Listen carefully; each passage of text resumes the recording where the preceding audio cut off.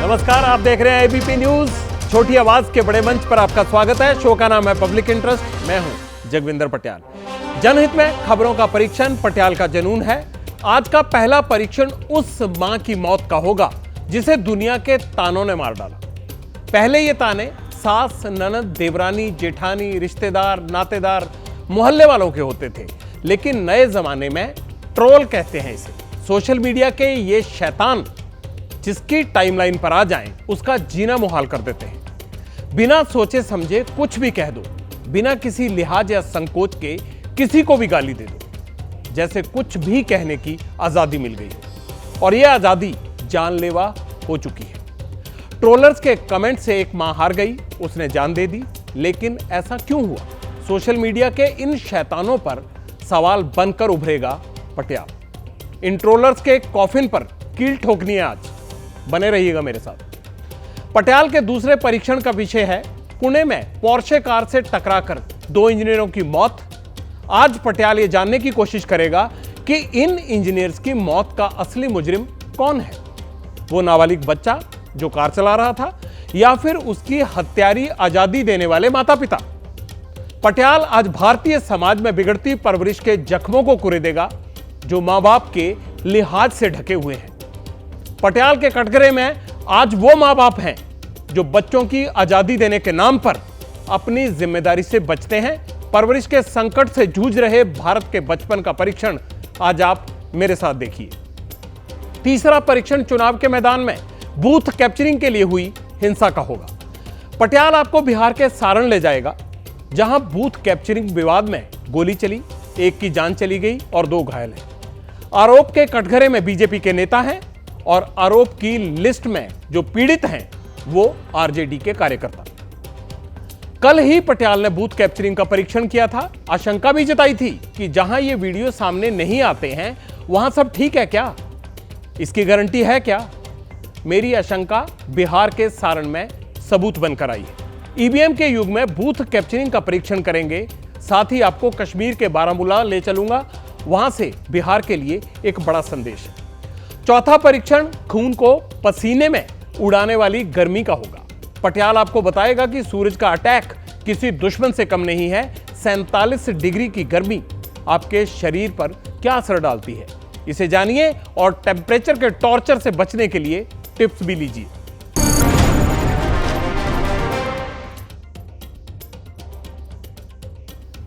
अपने परीक्षण शुरू करने से पहले पटियाल देश को एक बड़ी महत्वपूर्ण खबर देना चाहता है, जो कि दिल्ली के पूर्व डिप्टी सीएम मनीष सिसोदिया के बारे में है। दिल्ली हाई कोर्ट ने मनीष सिसोदिया की बेल को रिजेक्ट कर दिया है। मनीष सिसोदिया ने दलील रखी थी कि ईडी केस में देरी कर रही है, इसलिए उनको बेल दी जाए। तो कोर्ट ने कहा देरी के लिए जांच एजेंसी जिम्मेदार नहीं है, बल्कि देरी मनीष सिसोदिया की वजह से हो रही है। यह केस सत्ता के दुरुपयोग का है। आरोपी ने जनता को धोखा दिया है।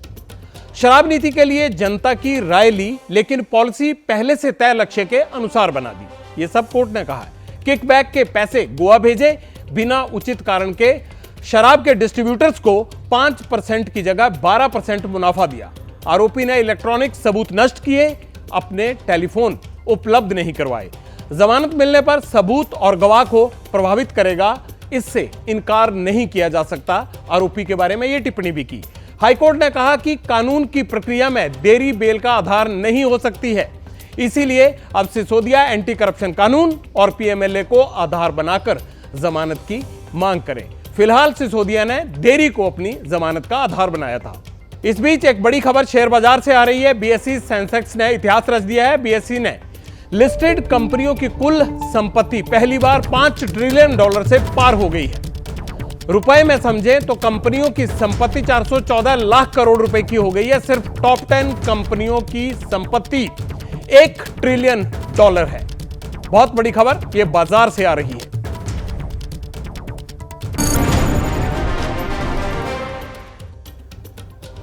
अब पटियाल एक मां की मौत का परीक्षण करेगा, जिसे सोशल मीडिया के ट्रोलर्स ने कमेंट से मार डाला।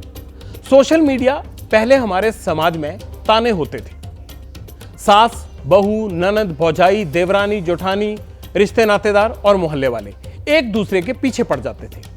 हर बात में टोका टोकी करते थे, जीना मुहाल कर देते थे। वक्त बदला, समाज बदला, पीढ़ी बदल गई।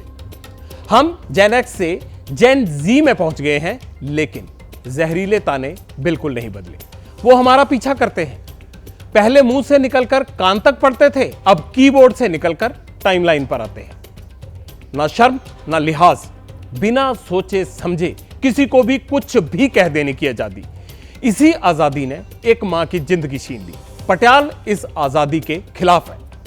आज आपके सामने इन ट्रोलर्स के कॉफिन में कील ठोकने आया हूं। दो तस्वीरें देखिए आप। एक तरफ 8 महीने की बच्ची का रेस्क्यू है, तो दूसरी तरफ उसकी मां की तस्वीर है, जो अब इस दुनिया में नहीं है। पहली तस्वीर 28 अप्रैल की बताई जा रही है और दावा यह किया जा रहा है कि मां की गोद से छूटकर 8 महीने की एक बच्ची चौथी मंजिल से गिरी और पहली मंजिल पर अटक गई। सबने मिलकर बच्ची को बचा लिया। रेस्क्यू ऑपरेशन का वीडियो सोशल मीडिया पर वायरल हुआ। बच्ची को बचाने वाले नायकों की जमकर तारीफ भी हुई।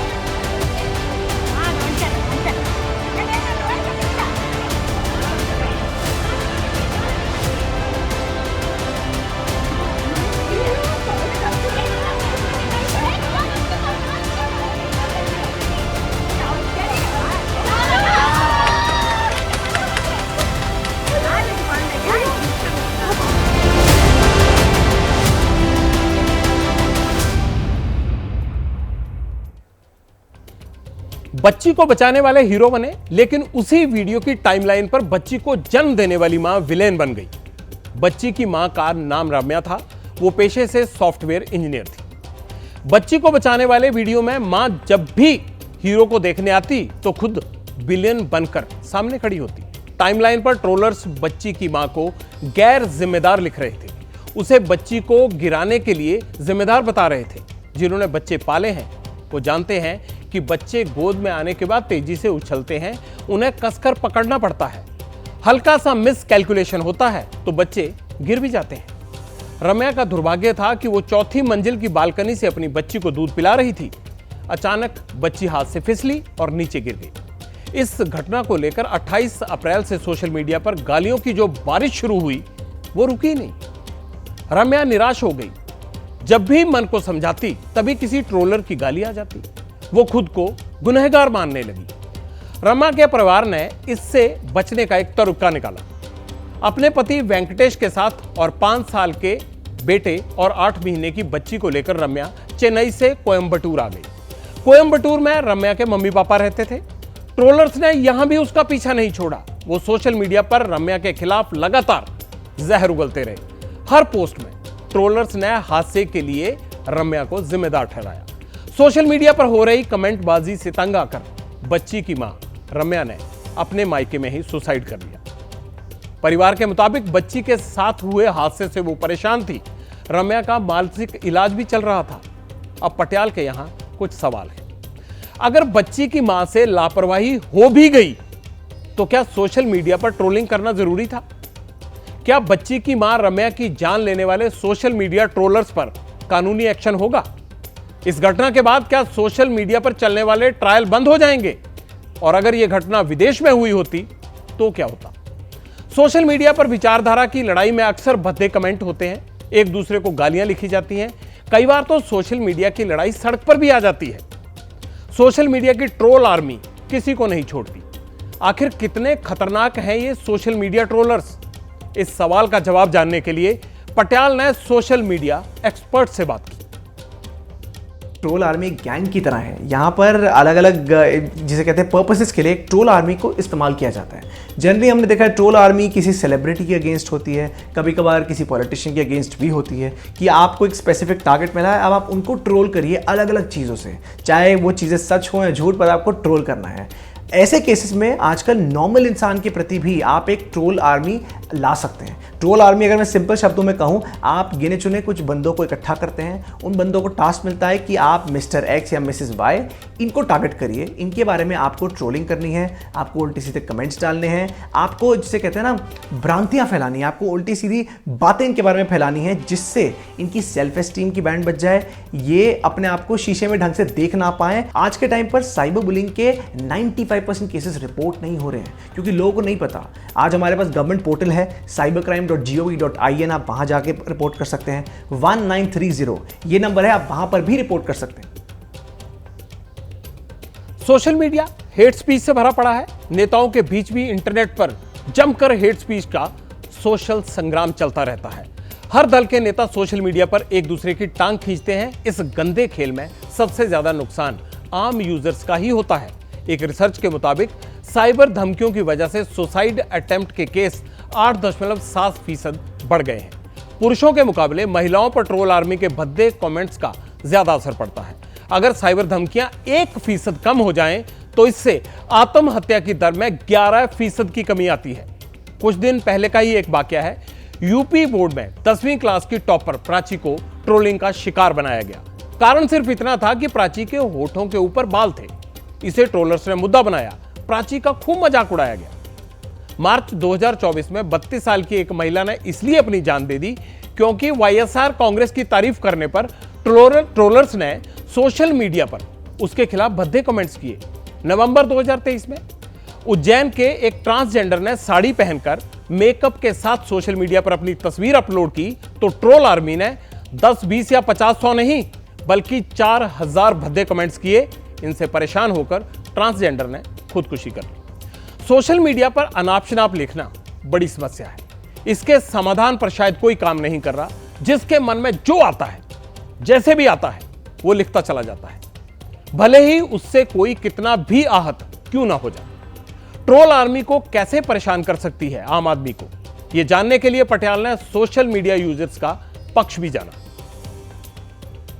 ट्रोलिंग तो मेरे हिसाब से नहीं करना चाहिए। कुछ उल्टा कमेंट लिखेंगे, सबकी फैमिलीज़ हैं, सबकी फैमिलीज़ में फीमेल्स भी हैं, तो मुझे लगता है कि नहीं करना चाहिए।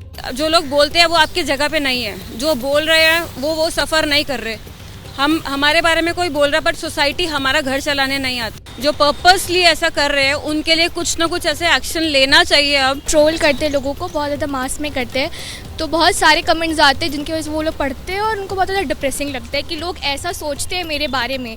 जो नहीं है उसे ट्रोल करा जाता है, जो है उसे भी करा जाता है। दे लीव नो वन। तो I feel like it's mostly negative impact of social media, जो कि सोसाइटी को इस तरीके से बना रहा है कि ट्रोलर्स जनरेट हो रहे हैं। कई बार लोग होते हैं जो बिना किसी रीज़न के बस कुछ लोगों पे अटैक करने के तरीके से कमेंट्स कर रहे होते हैं, जो कई बार बुरे होते हैं।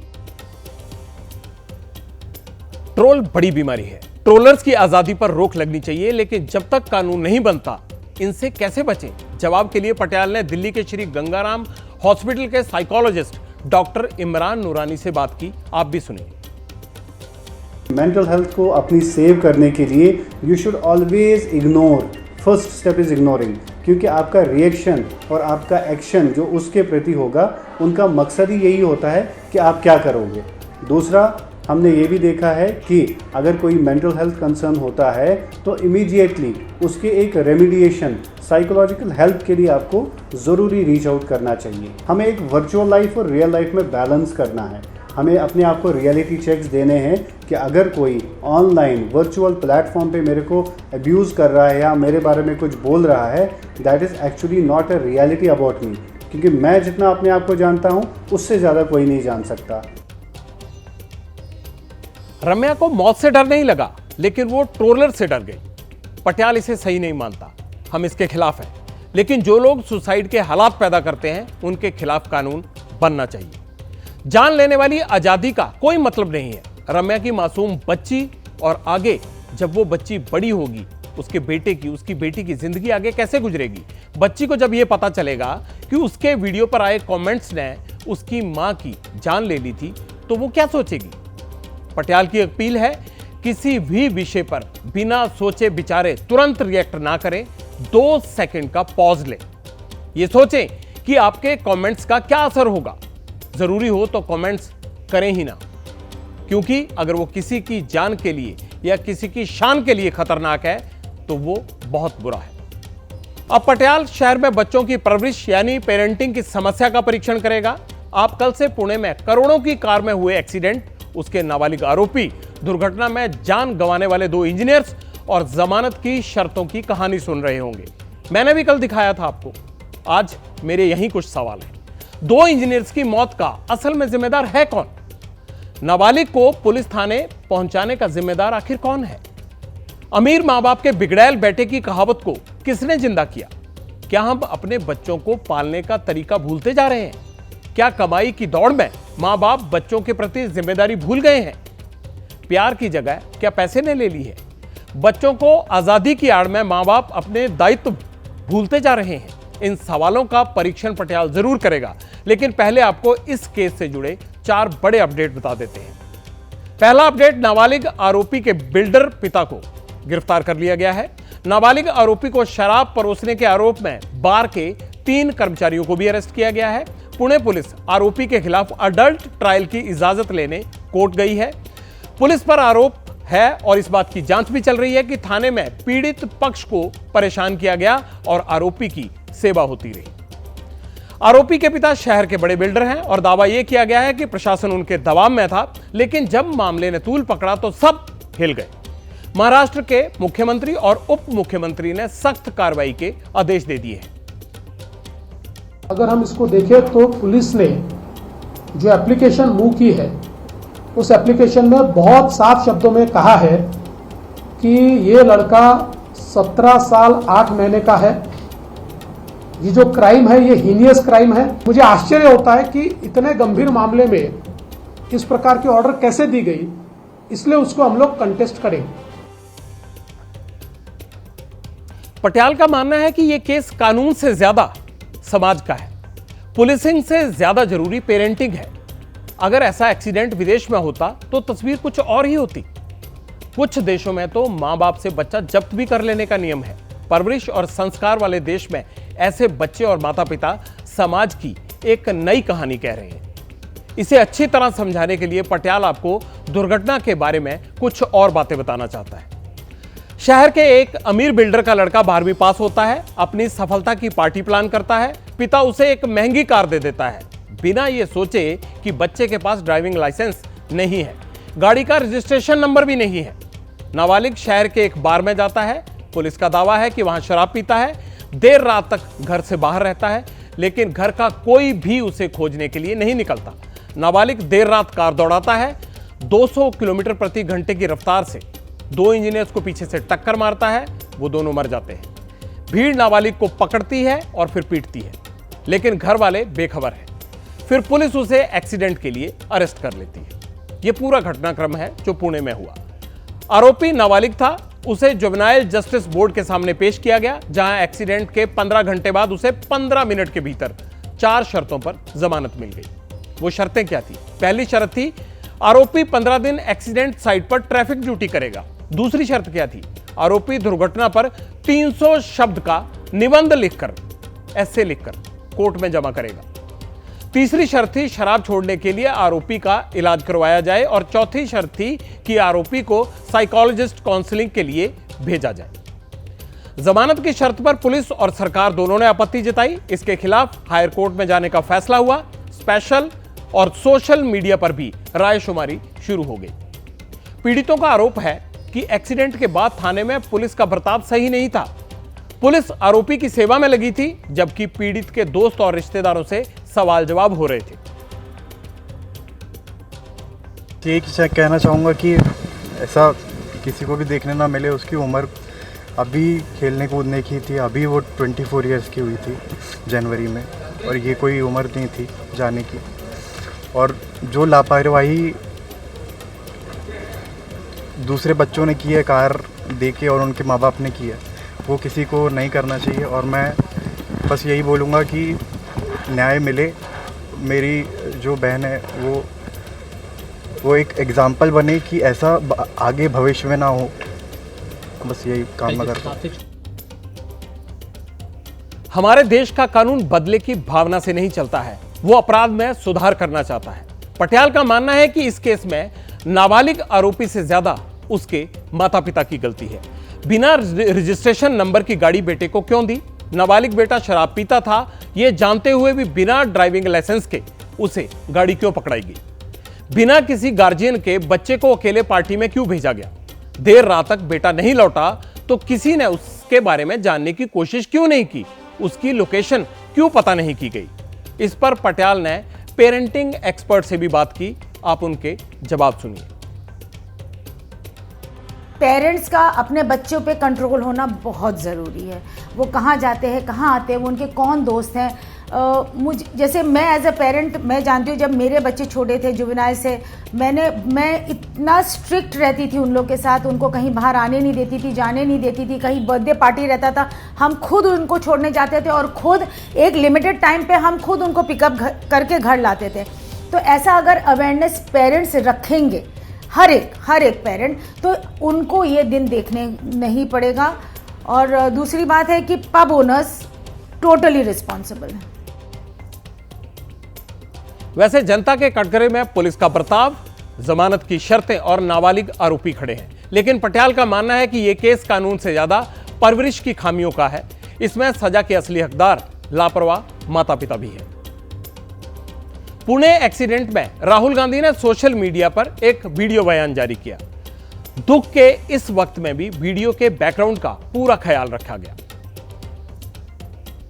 बस ड्राइवर, ट्रक ड्राइवर, ओला, उबर, ऑटो ड्राइवर्स अगर गलती से किसी को मार देते हैं तो 10 साल की जेल में सजा हो जाती है और चाबी उठा के वो फेंक देते हैं। मगर अगर अमीर घर का 16 साल का 17 साल का बेटा पोर्श गाड़ी को शराब पी के चलाता है और 2 लोगों की हत्या करता है तो उसे कहा जाता है कि ऐसे लिख दो।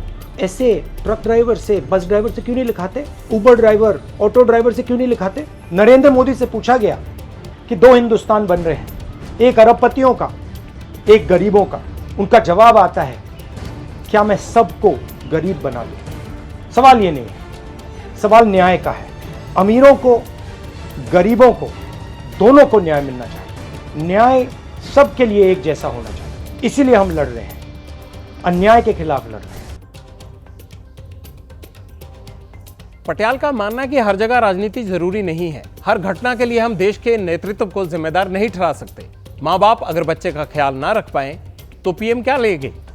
वो कैसे उसका ख्याल रख सकते हैं? और जुवेनाइल केस की तुलना अडल्ट आरोपी से कैसे कर सकते हैं?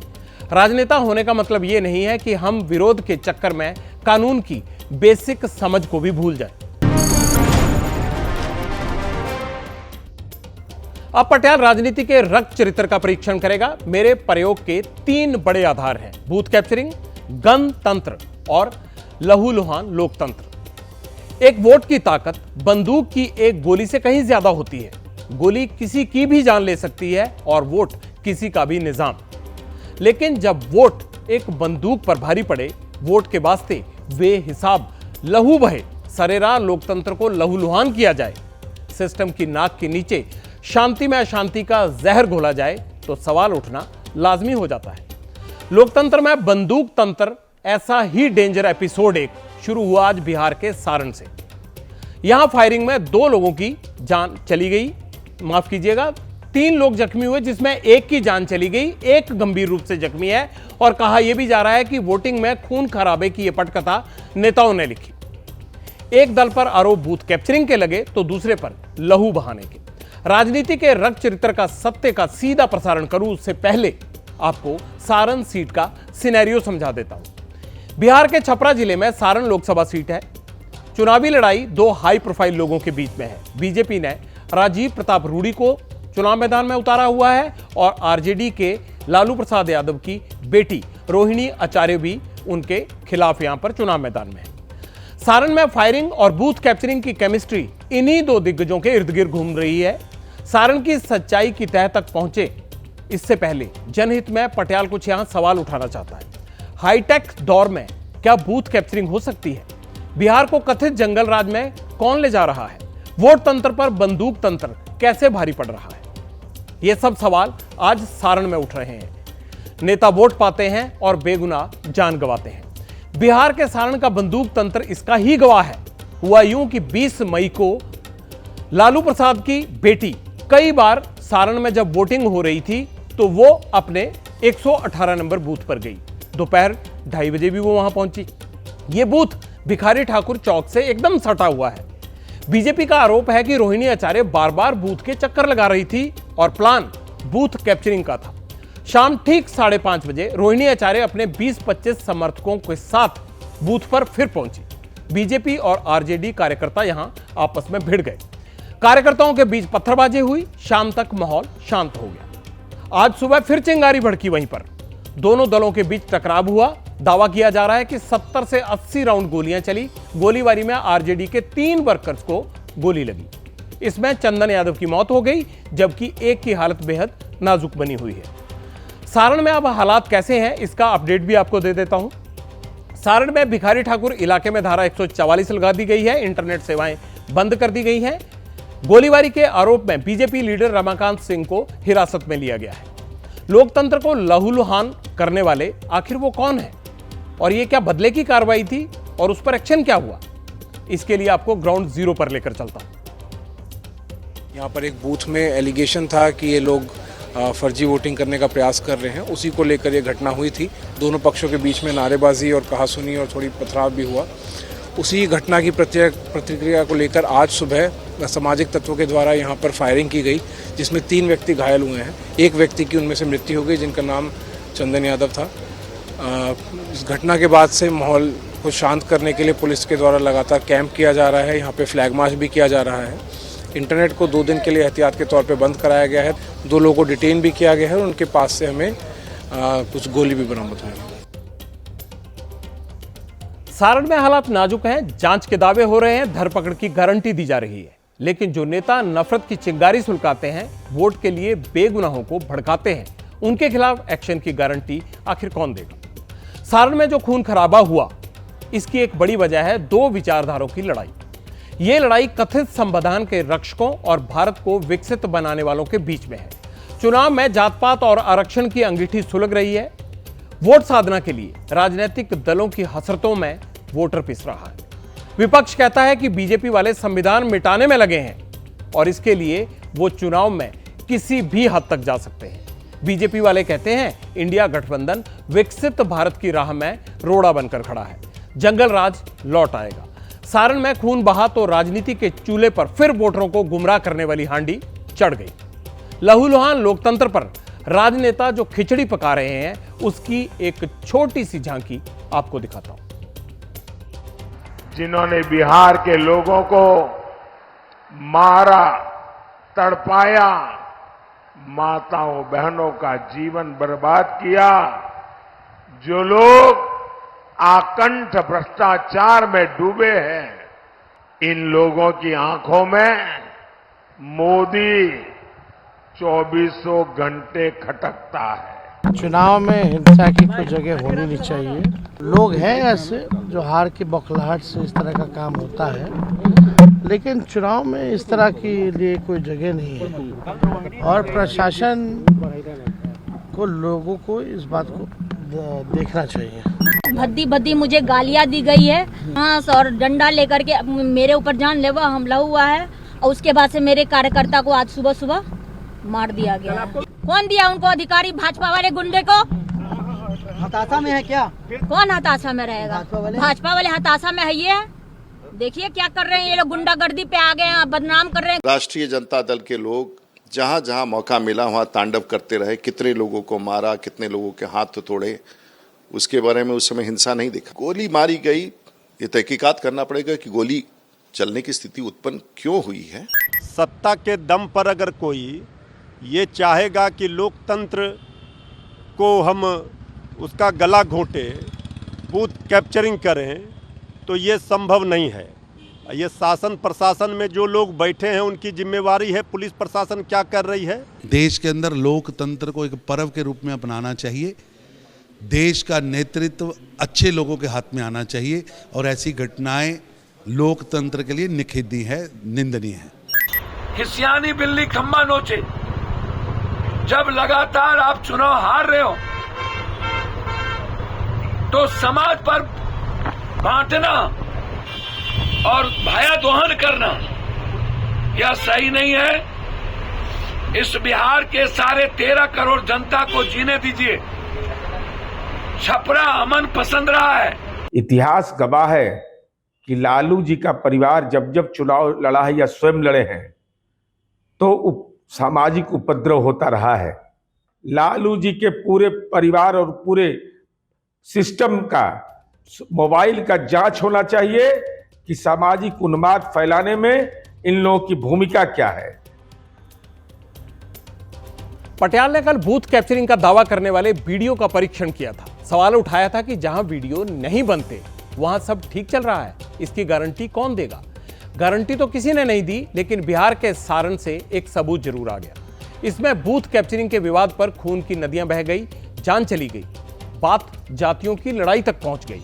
पटियाल हिंसा के खिलाफ है, लेकिन उसका मानना यह भी है कि बूथ कैप्चरिंग का सच देश के सामने आना चाहिए। बूथ कैप्चरिंग समस्या है, इसे हथियार बनाकर बचाव नहीं करना चाहिए। चुनाव लोकतंत्र का जश्न है। पटियाल के पास सारण के लिए कश्मीर के बारामूला से एक संदेश है जो 2 तस्वीरों के माध्यम से आपको दिखाना चाहता हूं। पहली तस्वीर जम्मू कश्मीर के बारामूला की है। यहां दशकों से बंदूक वोट पर भारी पड़ती रही, लेकिन इस बार वोट भारी पड़ गया बंदूक पर। शांतिपूर्ण माहौल में वोटिंग हुई, 40 सालों का रिकॉर्ड टूटा। बारामूला में वोटिंग परसेंटेज रहा 59%। दूसरी तरफ बिहार के सारण की तस्वीर है। 48 घंटों में यहां खून बह रहा है, झगड़ा चल रहा है। वोटिंग के दौरान हिंसा हुई, पत्थर चले, सिर फूटे, गोलियां चली, लोग मरे। तनाव और हिंसा के बीच सारण में 54.56% वोटिंग हुई। बारामूला में 5% ज्यादा हुई है और सारण में उससे कम। जबकि यहां मुकाबला संविधान के रक्षक और भारत को विकसित बनाने वालों के बीच में है। बारामूला दशकों तक आतंक के साए में रहा। राजनीति भी खूब हुई, लेकिन 24 के चुनाव में बारामूला के वोटर ने बड़ा संदेश दिया है कि डर के आगे जीत है और ये नए परिवर्तन की नई रीत है।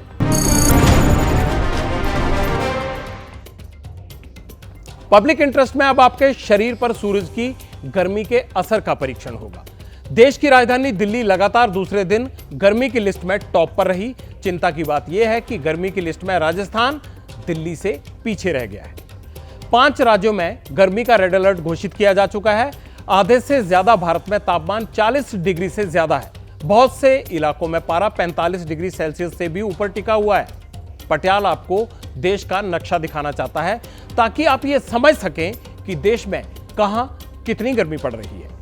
देश के नक्शे में आपको जो सुर्ख लाल रंग दिख रहा है, ये राजस्थान, पंजाब, हरियाणा, दिल्ली और पश्चिम यूपी का है। इन राज्यों में गर्मी को देखते हुए रेड अलर्ट घोषित किया गया है, जो 47 डिग्री या उससे ज्यादा गर्मी के दौरान जारी किया जाता है। नक्शे में आपको कई जगह नारंगी रंग दिख रहा होगा, इस पर गौर कीजिए। गुजरात, पश्चिमी मध्य प्रदेश, पूर्वी उत्तर प्रदेश, बिहार और झारखंड में तापमान 43 से 45 डिग्री तक है, इसलिए वहां पर गर्मी का ऑरेंज अलर्ट है। अब पीले रंग में देश के जो भी हिस्से दिख रहे हैं आपको, उन राज्यों में इस वक्त तापमान 40 से 42 डिग्री है, यहां मौसम का येलो अलर्ट है। ये तीनों रंगों में हमने आपको तीनों अलर्ट दिखा दिए। आप देश के किसी भी हिस्से में हो, गर्मी को हल्के में बिल्कुल नहीं लीजिएगा। खास तौर पर रेड अलर्ट वाले राज्यों में सावधान रहने की जरूरत है। जनरली क्या है कि जो मई मंथ होता है वो साल का सबसे गर्म महीना होता है और इस समय बहुत सारी जगह जो टेम्परेचर्स हैं, अगर रेनफॉल एक्टिविटी ना हो नॉर्थ वेस्ट इंडिया में, तो 45 डिग्री क्रॉस कर ही जाते हैं। और अभी भी यही सिनेरियो बना हुआ है कुछ दिनों से, और हमारा अनुमान ये है कि आने वाले एटलीस्ट 1 वीक ऑलमोस्ट ऐसा ही सिनेरियो रहेगा। हमारा यही अनुमान है कि 5 दिन राजस्थान, स्पेसिफिकली वेस्ट राजस्थान, पंजाब, हरियाणा, इसमें ऐसा ही सिनेरियो बना रहेगा। जिसकी राज्यों की बात करें, उत्तर प्रदेश में भी आने वाले 3-4 दिन हीट वेव रहेगा, और नॉर्थ मध्य प्रदेश की बात करें, वहाँ भी आने वाले 5 दिनों में हीट वेव सिनेरियो बना रहेगा। अब पटियाल आपको गर्मी का एहसास कराने वाली कुछ तस्वीरें दिखाना चाहता है जो उन्हीं राज्यों से आई हैं जहां पर रेड अलर्ट है। जिन 5 राज्यों में गर्मी का रेड अलर्ट है, वहां गर्म हवाओं और लू ने गर्मी को खतरनाक और जानलेवा बना दिया है। दिल्ली, पंजाब, राजस्थान, हरियाणा और पश्चिमी यूपी में रेड अलर्ट का असर साफ देखने को मिल रहा है। दोपहर के वक्त भीड़ कम दिख रही है। खुले आसमान के नीचे सबसे ज्यादा खौफ हीट वेव का है। हीट वेव के कारण शरीर को बहुत नुकसान होता है। अब पटियाल आपको बताएगा कि गर्मी के रेड अलर्ट का मतलब क्या होता है। गर्मी का सबसे खतरनाक चेतावनी को हम रेड अलर्ट कहते हैं। 2 दिन से ज्यादा भीषण तापमान रहने तो रेड अलर्ट जारी करने की घोषणा करता है मौसम विभाग। रेड अलर्ट में घर से बाहर निकलना जोखिम भरा हो सकता है। हर उम्र के लोगों के लिए हीट वेव खतरनाक होती है। एक हीट क्रैम्प्स विच इज हमें गर्मी में ऐंठन होती है। हमें लगता है कि ऐंठन मांसपेशियों में दर्द के रूप में कुछ हो रहा है, लेकिन फिर भी ये पूरी तरह से उल्टा हो सकता है। दूसरा है गर्मी से होने वाली थकावट। इसलिए जब थर्मोडायनामिक नियामक प्रणाली या शरीर काम कर रहा होता है तो गर्मी से थकावट होती है। हमें ज्यादा पसीना नहीं आता।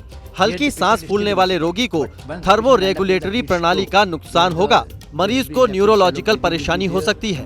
शुरुआती सिम्टम जो हम देखते हैं, शरीर में पानी की कमी है। Thermoregulatory system. आपने सुना कि 45 डिग्री वाली गर्मी को हल्के में लेना कितना भारी पड़ सकता है, लेकिन मौसम में गर्मी से बचने के लिए क्या करना चाहिए? हीट वेव से निपटने के लिए कौन सी सावधानियां बरतनी चाहिए? एक्सपर्ट से ये भी जान लीजिए। जब भी गर्मी में बाहर निकले तो हमें अपने सर को अच्छे से ढककर निकलना जरूरी है। छाती का प्रयोग कर सकते हैं, कोई टोपी लगा सकते हैं, दुपट्टे से या किसी कपड़े से अपने सर को ढके जरूर। वहीं सन ग्लासेस लेकर के निकले और अपनी त्वचा की सुरक्षा के लिए सनस्क्रीन अच्छे से लगा करके निकलना बहुत जरूरी है। नारियल पानी है, तरबूज का जूस है, नींबू पानी या शिकंजी जिसे हम बोलते हैं, जल जीरा है, छाछ है, ये सभी चीजों में अच्छी मात्रा में इलेक्ट्रोलाइट्स भी होते हैं। तो इन चीजों का सेवन जो है हमें बढ़ाने की जरूरत है। वहीं कपड़े जो है हमारे, वो हमें ध्यान रखना है कि सूती हल्के रंग के ढीले कपड़े पहनने की इस वक्त हमें जरूरत होती है। और वही खाना जो हम खा रहे हैं वो हमें हल्का खाना, और साथ में जो मौसम के हमारे फल सब्जियां आ रहे हैं वो कुदरती तौर से भी इस वक्त हमारे लिए बहुत अच्छे होते हैं, तो उनका सेवन हमें ज्यादा करना है। और वही हाई प्रोटीन डाइट या बहुत ज्यादा फ्राइड फूड जो है वो इस वक्त हमें उससे थोड़ा सा दूर रहने की जरूरत है। सूरज सिर पर है और टेम्परेचर टॉप पर। गर्मी से रात की फिलहाल कोई उम्मीद नहीं है। पहले गर्मी से निजात के लिए लोग पहाड़ों में चले जाते थे, ठंडे इलाके में चले जाते थे, हरे भरे इलाके में चले जाते थे, लेकिन क्लाइमेट चेंज का असर अब पहाड़ों पर भी होने लगा है। हिमाचल प्रदेश के कुल्लू में तापमान कितना है? 37.2 डिग्री। धर्मशाला में 36 डिग्री। सबसे बड़ा टूरिस्ट स्पॉट शिमला, वहां 31 डिग्री तक पहुंच गया तापमान। सुंदरनगर में 40.3 डिग्री सेल्सियस है और बिलासपुर में 42.4 डिग्री और कांगड़ा में 40 डिग्री सेल्सियस तक चला गया है। ये वो सब जिले हैं जो हिमाचल प्रदेश में घूमने फिरने के लिए सैलानियों की पसंद रहते हैं। मैदानी इलाकों में लू से परेशान टूरिस्ट हिल स्टेशन पहुंचने के बाद भी तपते पहाड़ों से हैरान हैं।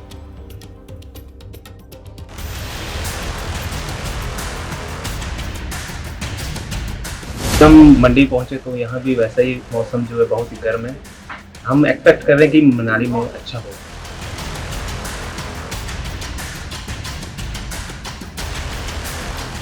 मई के महीने में इतनी गर्मी मैंने कभी नहीं देखी। बारिश लगातार नहीं हुई तो ये गर्मी और ज़्यादा बढ़ती जाएगी। दिन में काफ़ी गर्मी है, हिली एरिया है तो उस हिसाब से मॉर्निंग में ही बहुत ज़्यादा गर्मी है। आज इस साल थोड़ा ज़्यादा गर्मी महसूस हो रही है तो ऐसा हिल स्टेशन पर थोड़ी गर्मी है, मतलब जो हम नेचर का मज़ा यहाँ लेने थे वो काफ़ी कम हो चुका है। हालात इमरजेंसी जैसे हैं, लेकिन अब मैं आपको बताता हूं सन इमरजेंसी ने देश को कहां-कहां तालाबंदी करा दी। जम्मू कश्मीर में गर्मी के चलते स्कूल बंद कर दिए गए हैं। दिल्ली के सभी स्कूलों को तत्काल प्रभाव से बंद करने के आदेश दिए जा चुके हैं। गर्मी के खतरे को देखते हुए उत्तर प्रदेश के मेरठ, नोएडा, गाजियाबाद के स्कूलों को भी बंद किया जा चुका है। हरियाणा में भी 31 मई तक सभी स्कूल बंद रहेंगे, जबकि हिमाचल प्रदेश में गर्मी को देखते हुए स्कूलों की टाइमलाइन यानी टाइमिंग को बदल दिया गया है। बच्चों पर हीट वेव का असर बहुत तेजी से हो सकता है, इसीलिए एहतियात बरतना सभी के लिए जरूरी है।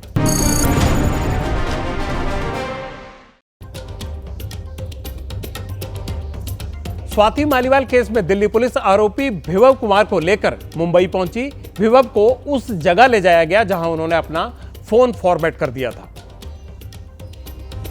जून से 3 नई वंदे भारत ट्रेन चलेंगी। पहली वंदे भारत ट्रेन चलेगी भोपाल से बैतूल, दूसरी चलेगी भोपाल से सागर और तीसरी शाजापुर तक जाएगी।